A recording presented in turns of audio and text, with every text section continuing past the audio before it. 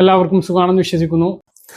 സംസ്ഥാനത്ത് തൊഴിലുറപ്പ് കൂലി കൂട്ടി. അതുപോലെ തന്നെ മുൻഗണനാ റേഷൻ കാർഡിന് 1000-ന് മുകളിൽ 1200 വരെ സ്ക്വയർ ഫീറ്റ് ഉള്ളവർക്കും അപേക്ഷിക്കാൻ കഴിയും. കാറുള്ളവർക്കും മുൻഗണനാ ration card, pink ration card കിട്ടും. ജൂലൈ മാസത്തെ പെൻഷൻ 3 അറിയിപ്പുകളാണ് ഈ ഒരു വീഡിയോയിൽ നിങ്ങളുമായിട്ട് പങ്കുവെക്കുന്നത്. ആദ്യത്തെ കാര്യം, സംസ്ഥാനത്ത് ജൂൺ മാസത്തെ പെൻഷൻ വിതരണം പൂർത്തിയായി. ജൂലൈ മാസത്തെ പെൻഷൻ ഈ മാസം 23-ാം തീയതി മുതൽ ഉണ്ടാകും. 21-ാം തീയതിയാണ് സംസ്ഥാനത്ത് കടമെടുപ്പുണ്ടാകുക. അതിനുശേഷമാണ് ജൂലൈ മാസത്തെ ക്ഷേമ പെൻഷൻ ലഭിക്കുക. 2000 രൂപ തന്നെയാണ് പെൻഷൻ ലഭിക്കുക. 3000 ലഭിക്കും എന്ന തരത്തിലുള്ള പ്രചരണം, അല്ലെങ്കിൽ പെട്ടെന്ന് കൂട്ടും എന്ന തരത്തിലുള്ള പ്രചരണം ശരിയല്ല. വേഗത്തിൽ കൂട്ടാനുള്ള നടപടി സർക്കാർ ആലോചിക്കും. നിലവിലെ സാഹചര്യത്തിൽ അതിന് സാധിക്കില്ല എന്ന് മുഖ്യമന്ത്രി വ്യക്തമാക്കിയിട്ടുണ്ട്. ഏറ്റവും കുറഞ്ഞത് 6 മാസത്തിലെങ്കിലും പെൻഷൻ 100 രൂപ പോലും കൂട്ടില്ല. 2000 തന്നെയാണ് ലഭിക്കുക. മഹാത്മാഗാന്ധി ദേശീയ തൊഴിലുറപ്പ് പദ്ധതി മാറ്റി BBG റാംജി പദ്ധതി രാജ്യത്ത് ഉദ്ഘാടനം ചെയ്യപ്പെട്ടു. സ്വകാര്യ ഭൂമിയിൽ ഇനി തൊഴിൽ ഇല്ല എന്ന പ്രധാനപ്പെട്ട മാറ്റത്തോടെ നിരവധി മാറ്റങ്ങളാണ് പദ്ധതിയിൽ പ്രഖ്യാപിച്ചിട്ടുള്ളത്. മാത്രമല്ല, തൊഴിലാളികളുടെ വേതനം കൂട്ടുകയും 125 ദിവസത്തെ തൊഴിൽ ദിനം വാഗ്ദാനവും ഉണ്ട്. കേരളത്തിലുള്ള തൊഴിലാളികൾക്ക് ഇനി മുതൽ 401 രൂപയാണ് ലഭിക്കുക. നേരത്തെ ഇത് കേന്ദ്രത്തിന്റെ മാത്രം പദ്ധതിയായിരുന്നു എങ്കിൽ ഇത് ഇനി സംസ്ഥാനത്തിന്റെ കൂടി പദ്ധതിയാണ്. കേന്ദ്ര പദ്ധതി കേന്ദ്രാവിഷ്ഠിത പദ്ധതിയായപ്പോൾ 60% വിഹിതം കേന്ദ്രവും 40% വിഹിതം സംസ്ഥാനവും വഹിക്കണം. നേരത്തെ ഇത് പൂർണ്ണമായും കേന്ദ്രമായിരുന്നു ഫണ്ട് ചെലവഴിച്ചിരുന്നത്. കേരളത്തിലുള്ളവർക്ക് 401 രൂപയാണ് കൂലി ലഭിക്കുക. സ്വകാര്യ ഭൂമിയിൽ ഇനി തൊഴിലുറപ്പ് നടക്കില്ല. നിലവിൽ തൊഴിലുറപ്പ് പദ്ധതിയിൽ അംഗങ്ങളായിട്ടുള്ളവർക്ക് തുടർന്നും ജോലിയെടുക്കാം. തദ്ദേശ സ്ഥാപനങ്ങളിലൂടെ പുതിയ BBG റാംജി പദ്ധതിയുടെ കാർഡ് ലഭിക്കും. അതുവരെ നിലവിലുള്ള തൊഴിലുറപ്പ് പദ്ധതിയുടെ കാർഡ് ഉപയോഗിക്കാം. പുതിയ അംഗങ്ങൾക്ക് ചേരാനും സാധിക്കുന്നതാണ്.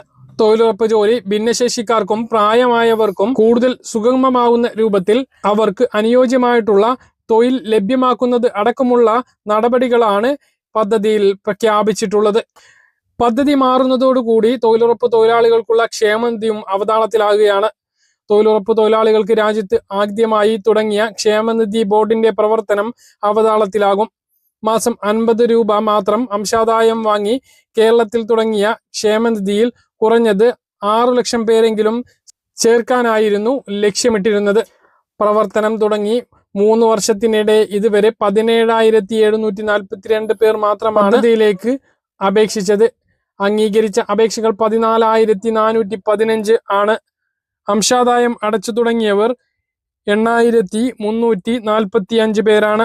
മഹാത്മാഗാന്ധി ദേശീയ ഗ്രാമീണ തൊഴിലുറപ്പ് പദ്ധതിയിലെയും അയ്യങ്കാളി നഗര തൊഴിലുറപ്പ് പദ്ധതിയിലും തൊഴിലാളികൾക്ക് ആനുകൂല്യം നൽകാനാണ് കഴിഞ്ഞ സർക്കാർ ക്ഷേമനിധി ബോർഡ് രൂപീകരിച്ചത്.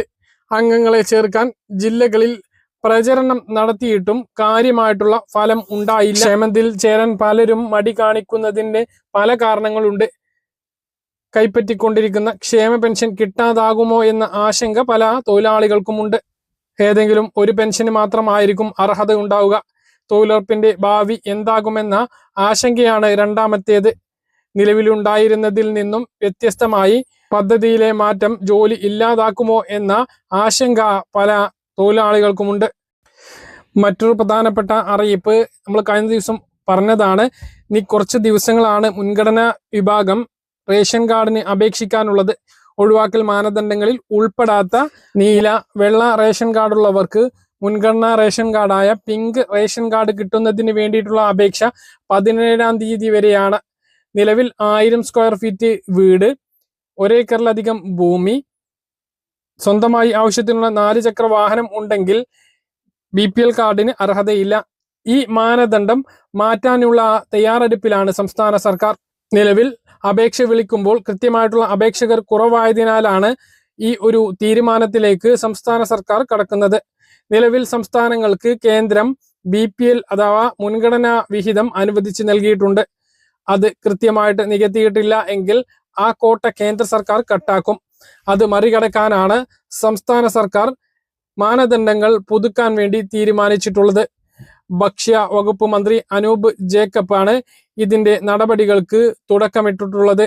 നിലവിലെ സാമൂഹിക സാഹചര്യങ്ങൾ കണക്കിലെടുത്ത് 1200 സ്ക്വയർ ഫീറ്റ് വരെ വിസ്തീർണമുള്ള വീട്, 800cc വരെയുള്ള കാറ് അല്ലെങ്കിൽ സ്വന്തമായി ആവശ്യത്തിനുള്ള 4 ചക്ര വാഹനം, കൃഷിയോഗ്യമല്ലാത്ത 1 ഏക്കറിലധികം ഭൂമി ഉള്ളവരെയും മുൻഗണനാ പട്ടികയിൽ ഉൾപ്പെടുത്താനാണ് പുതിയ തീരുമാനം. 2017 അവസാനമായി പുതുക്കിയത്. അതിന്റെ അടിസ്ഥാനത്തിലാണ് 1000 സ്ക്വയർ ഫീറ്റ് വീടും വാഹനവും ഒക്കെ ഉൾപ്പെട്ടിട്ടുള്ളത്. അതാത് സംസ്ഥാനങ്ങളുടെ സാഹചര്യം അനുസരിച്ച് ഇതിൽ മാറ്റം വരുത്താൻ സംസ്ഥാന സർക്കാരിന് അധികാരമുണ്ട്.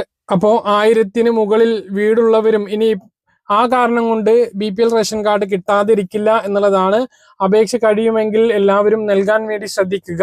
അപ്പോൾ മുൻഗണനാ റേഷൻ കാർഡിന് കൂടുതൽ ആളുകൾക്ക് ലഭിക്കും എന്നുള്ളതാണ് ഏറ്റവും പ്രധാനമായിട്ട് ഓർമ്മിപ്പിക്കാനുള്ളത്.